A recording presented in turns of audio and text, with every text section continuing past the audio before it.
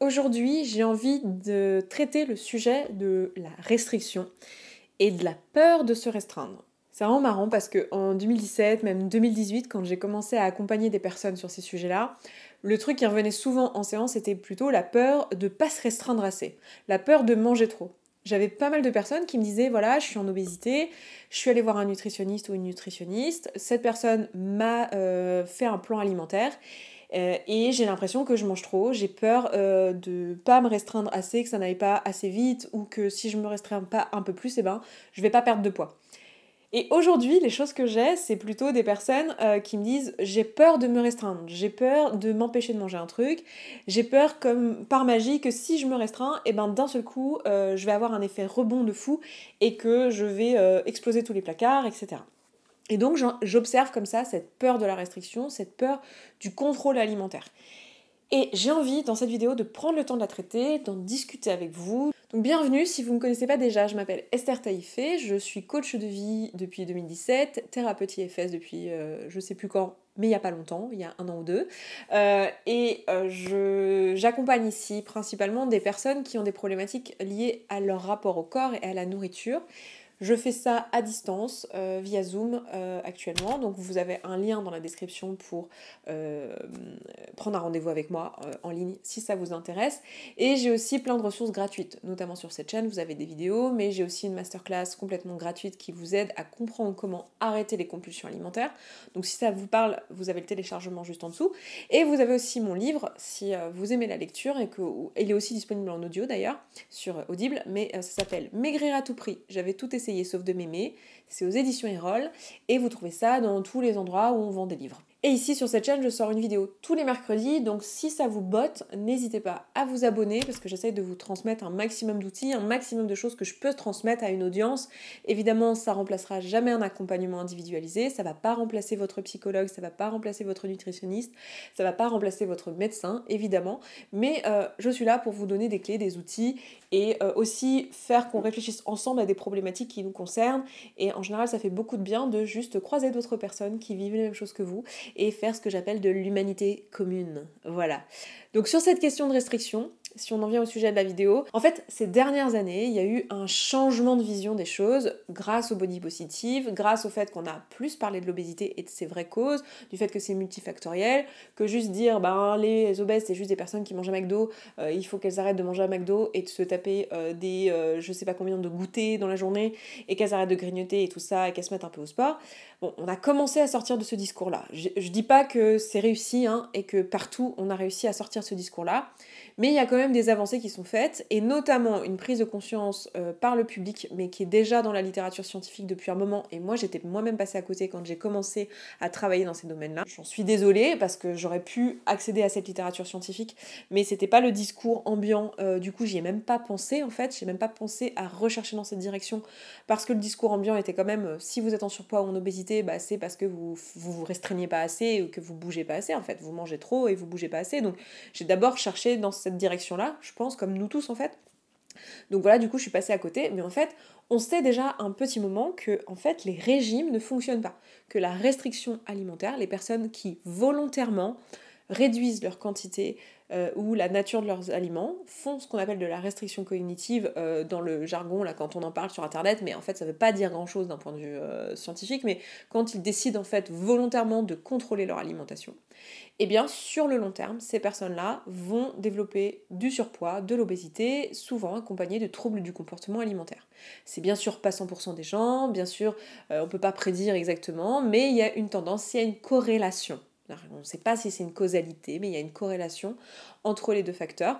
Et donc, on sait que c'est pas une bonne idée a priori, c'est juste une corrélation, mais en tout cas, il y a un lien et que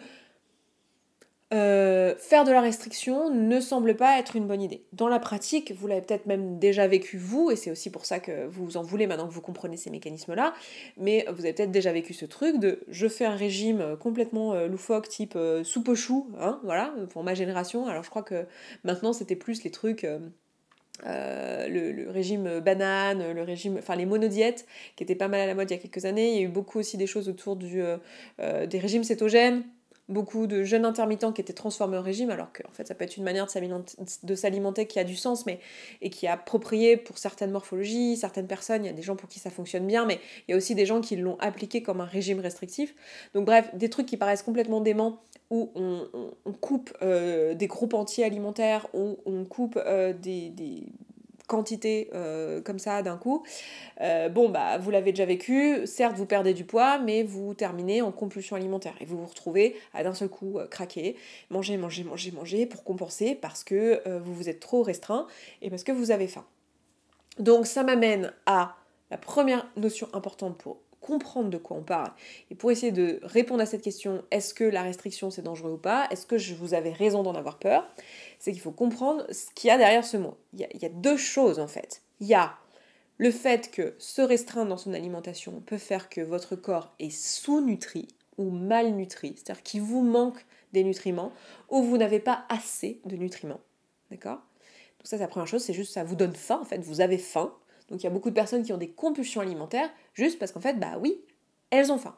Leur corps a faim. Elles ne sentent peut-être plus de manière consciente les sensations physiques de la faim parce qu'elles se sont tellement habituées à ne pas les ressentir et à les éteindre qu'au bout d'un moment, leur cerveau ne les processe même plus, leur cerveau ne les entend plus, et elles ne savent plus les identifier, elles ne savent plus dire, bah tiens, là en fait j'ai faim, là en fait je suis un peu étourdie, j'ai du mal à me concentrer, en fait j'ai besoin de manger.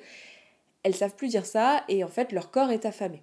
Même si elles sont en surpoids. Vous pouvez être en sous-nutrition en étant en surpoids. C'est la magie des hormones et la magie du fait d'avoir fait beaucoup de yo-yo. Donc ça c'est la première chose qui peut se produire effectivement quand on fait de la restriction alimentaire. Et la deuxième chose qui peut se produire, ça va plutôt se passer au niveau de la question du plaisir et du fait que l'alimentation c'est censé donner une certaine récompense émotionnelle, un certain plaisir qui vous met dans une forme de... Ça vous régule émotionnellement en fait, ça vous met dans une forme de sécurité. Ça fait plaisir, ça calme, ça veut dire voilà j'ai mangé, je vais pouvoir survivre. Donc si vous êtes dans de la restriction, si vous vous empêchez émotionnellement de manger, eh ben, vous pouvez avoir des symptômes émotionnels, type de l'irritabilité, vous pouvez avoir des crises de larmes, vous pouvez avoir des obsessions alimentaires, vous êtes nombreux et nombreuses à me ramener ça comme témoignage de je pense à la bouffe tout le temps, et puis je m'imagine des cookies, et puis je m'imagine ce que je pourrais faire, mais non c'est interdit, et du coup, voilà, vous partez dans une espèce de spirale, et cette spirale au bout d'un moment est tellement insupportable, et le cerveau est tellement plus fort que vous, en fait, et que votre volonté, puisqu'on parle quand même de choses qui sont de l'ordre de la survie, le fait de s'alimenter, on est quand même sur des besoins primaires, sur des trucs qui sont rodés depuis quelques temps dans notre espèce, et bien vous n'êtes pas plus fort que vos hormones, hein, et donc finit par arriver cette espèce de compulsion alimentaire qui est liée au fait du manque de plaisir. Si ça fait 3 semaines que vous buvez de la soupe aux choux, bah vous en êtes écœuré et vous avez qu'une seule envie, c'est de manger autre chose. Et puis bah il y a le jour où ça craque, le jour où il y a l'émotion de trop, le jour où vous êtes tellement pas régulé émotionnellement que bah en fait ce qui vous ferait du bien c'est de manger quelque chose de doudou, quelque chose qui crée un rituel, quelque chose qui est rassurant habituellement, et du coup vous vous retrouvez à manger. Et donc dans les deux cas, on parle de compulsion alimentaire, mais elles ne sont pas produites par la même cause. Bon, il se trouve que dans la pratique, hein, la plupart d'entre nous, c'est un mélange des deux. C'est très rare que vous ayez fait des régimes un peu drastiques et que vous n'ayez pas à la fois des compulsions qui sont plutôt émotionnelles et des compulsions qui sont plutôt physiologiques parce que vous avez manqué de certains nutriments à un moment donné dans votre vie. Ce fameux le corps se venge. Hein. Bon, j'avais déjà parlé de ça, c'est pas que le corps se venge, c'est que le corps fonctionne très bien et qu'il essaie juste de vous maintenir en vie malgré tout ce que vous essayez de faire. En fait, ce qu'il faut comprendre, c'est que la restriction alimentaire, c'est pas juste le fait de pas manger un repas ou ne pas manger un aliment parce que vous vous êtes dit non. C'est pas ça la restriction alimentaire. La restriction alimentaire, ce n'est pas le comportement en lui-même. C'est hyper important ce que je suis en train de dire là. La restriction, ce n'est pas le comportement en lui-même, quand on parle de restriction émotionnelle en particulier, mais même sur le physiologique. C'est ce qu'il y a derrière. Qu'est-ce qui impulse ce comportement ? Parce que je peux très bien sauter mon repas parce que je n'ai pas faim, ou parce que j'aime pas ce qui m'est proposé, ou parce que là je suis occupée, ou parce que j'ai proposé de manger plus tôt ce soir, ou parce que, j'en sais rien, je fais une prise de sang tout à l'heure et du coup je dois rester à jeun. En fait, le repas, le fait de ne pas manger un repas par exemple, ne me dit rien sur ce qu'il y a derrière. La restriction, elle vient du fait que j'aurais eu envie émotionnellement, et là je suis en train de me retenir émotionnellement et de me crisper émotionnellement et de résister contre moi-même émotionnellement ou physiquement. Genre j'ai faim, j'ai des gargouillements, j'ai des étourdissements, j'ai envie de manger, j'ai besoin, je ressens le besoin de manger, et je m'empêche de le faire. Là on est dans la restriction. Donc ce que je veux dire par là, c'est que en fait, diminuez vos quantités, espacez vos repas ou changez un petit peu votre organisation de votre journée pour aller vers quelque chose qui est moins riche, moins abondant, plus approprié à vos besoins physiologiques par exemple, ne veut pas nécessairement dire que vous vous mettez en restriction et que vous vous mettez à risque de compulsion alimentaire. Donc l'idée c'est pas d'en avoir peur absolument et de vous dire attends, quand je fais ça, là j'ai peur de me restreindre, j'ai peur, je me dis oh là là mon Dieu si je mange ça, si je mange pas du chocolat en dessert, ou si je mange pas du pain, ou si je m'empêche de manger du pain et que je prends des cracottes, ou si je change un truc pour un autre parce que je sais que c'est plus sain, oh mon Dieu ça y est je suis dans de la restriction, ça va me retomber dessus, je vais faire des compulsions alimentaires. Stop à la panique, juste on fait pause, on arrête de paniquer, on respire. Ok, pourquoi je fais ça ? Pourquoi je suis en train de switcher de pain aux cracottes ? Est-ce que je le fais depuis un espace de tiens, je suis curieuse, tiens, j'ai envie de voir comment ce sera sur mon intestin, ou oui, j'ai aussi envie de voir comment ce sera sur la balance si jamais j'arrête de manger autant de pain par exemple. Est-ce que je le fais depuis un endroit où je sens que émotionnellement c'est trop dur pour moi en fait de faire ce changement-là, là tout de suite, aujourd'hui, en ce moment, même si ça l'était pas il y a un an quand je l'ai fait. Hein, mais aujourd'hui en ce moment, je sens que c'est trop cher émotionnellement pour moi. Ou est-ce que je sens que c'est trop cher physiquement pour moi en fait? Là en ce moment j'ai faim en ce moment. Là je sens que je sais pas si c'est le temps dehors, si c'est mon moment de mon cycle ou si c'est le sport que j'ai repris ou je sais pas trop, mais en ce moment j'ai faim. Et du coup si je fais ça, ça va être coûteux physiquement. Oui, c'est ça les questions que vous devez vous poser. C'est pas genre, oh mon Dieu, est-ce que c'est trop drastique? Et des fois, vous me le demandez, vous me dites, mais attends, qu'est-ce que tu penses si je supprime le chocolat? Voilà, c'est pas bien? Est-ce que je vais être frustrée? Et est-ce que du coup, je vais être dans la restriction? Je veux pas me restreindre, je veux surtout pas me mettre à risque de compulsion, restriction, compulsion, restriction, compulsion. Là, ce que je vous poserais comme question dans ce cas-là, c'est, ah ok, très bien, depuis quel espace tu le fais? Est-ce que tu te mets à mal physiquement ou émotionnellement en le faisant? Ou est-ce que non, c'est ton chemin, genre tu veux manger comme ça parce que ça te ressemble, parce que ça a du sens, parce que t'es enthousiaste, parce que ça te met de l'énergie, ça te plaît cette idée. Et que en plus physiquement c'est suffisant en quantité, etc. Vous voyez la nuance en fait? Donc cette question, elle est hyper importante à se poser en fait. Quand vous réorientez votre alimentation ou quoi, et que vous cherchez à améliorer votre alimentation, parce que c'est tout à fait légitime de vouloir juste manger mieux, parce que le truc de je veux pas me restreindre, mon Dieu j'ai trop peur de la compulsion alimentaire, et du coup je mange tout ce qui me vient parce que j'ai très peur que si je me dis non, en fait il va se passer ça, c'est aussi une autre forme d'extrême, si vous voulez. C'est pas ça qu'on essaye de faire. On n'est pas en train de se dire, mon Dieu, faut surtout pas que je me restreigne. On est en train de se dire, attention, la restriction, c'est un mode de pensée, c'est une émotion, et c'est aussi très factuel sur votre corps quand vous êtes en sous-nutrition, que vous vous nourrissez pas assez. Mais si vous savez que vous avez un nombre de calories qui est tout à fait correct pour une journée, posez-vous la question du coup de comment vous vous sentez émotionnellement par rapport à ce repas-là. Est-ce que vous êtes dans une forme de restriction ou pas?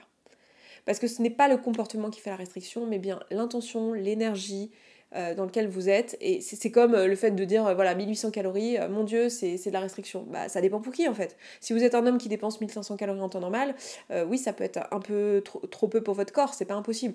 Si vous êtes une femme qui fait 1m55 et que d'habitude vous avez besoin de 1900 calories, bah, être à 1800, en fait non. C'est pas de la restriction pour votre corps, vous voyez? Par contre, si ça l'est émotionnellement, si en fait c'est beaucoup d'énergie émotionnellement et que vous sentez que vous allez avoir une compulsion, et bah oui, dans ce cas, faut modifier votre alimentation. Donc c'est là que s'arrêtent aussi les grandes généralités de ah ça c'est la restriction, ça s'en est pas. Attention, hein, quand je vois quelqu'un qui s'empêche de manger ci ou de manger là, c'est de la restriction, c'est pas bien. En fait, t'en sais rien, meuf. Genre, ne juge pas, tu n'en sais rien. Tu ne sais pas depuis quel espace mental la personne fait les choix. Et depuis quel espace physique la personne fait les choix. Donc là, c'est à vous individuellement de vous poser la question. Après, si vous avez besoin de mon aide ou de celle d'un praticien, n'hésitez pas à avoir l'aide de quelqu'un pour jauger ces sujets-là. Mais la restriction, j'insiste, ce n'est pas un comportement, mais c'est vraiment un ensemble de choses à prendre. C'est pas que le comportement en fait, c'est aussi dans quel espace émotionnel vous êtes au moment où vous faites ce comportement et dans quel espace physique vous êtes au moment où vous faites ce comportement. Vous voyez ? Et donc c'est à vous d'arbitrer et de jauger en fait. Et sondez-vous, ok, comment ça me met l'idée de manger ça ? De manger de cette manière-là, de faire le truc que je me dis. Est-ce que j'estime que ça serait trop restrictif ? Est-ce qu'en fait j'aurais faim ? Est-ce que en fait émotionnellement ça serait pas satisfaisant ? Est-ce que je vais remplir mes besoins de satisfaction et de satiété ? Si c'est le cas, eh ben très bien. C'est super si ça me permet de changer, de manger plus de légumes, moins de sucre, moins de gras, et d'avoir de manière générale une alimentation qui va vers quelque chose d'un peu plus sain pour mon corps et que j'ai envie d'adopter ce genre d'alimentation. Bah super, dans ce cas vous n'êtes pas dans de la restriction en fait. Changer son alimentation, aller vers quelque chose de plus sain ou aller vers des quantités moindres ne veut pas forcément dire être dans la restriction. Ça dépend depuis où vous le faites et où vous en êtes dans votre parcours. Donc c'est vraiment important de jauger ça vous-même avec votre thérapeute, avec votre nutritionniste s'il est formé à ces sujets-là. Vraiment, c'est à vous de jauger ça. Ce sera pas les grandes généralités sur ce qu'est la restriction qui vont vous y aider à pouvoir jauger ça. Donc si vous avez un doute, si vous avez envie qu'on en parle, qu'on parle de votre situation, n'hésitez pas à prendre rendez-vous avec moi si ça vous plairait d'en parler ensemble. Vous avez comme d'habitude mon lien en fait dans la description de chacune de mes vidéos pour prendre un rendez-vous. Je consulte en ligne. Et puis bah écoutez, je vais m'arrêter là parce que je vois que ma batterie en plus elle clignote. N'hésitez pas à vous abonner si cette vidéo vous a plu. Je m'arrête là, je vous embrasse, je vous souhaite un excellent mercredi et je vous dis à mercredi prochain. Ciao ciao.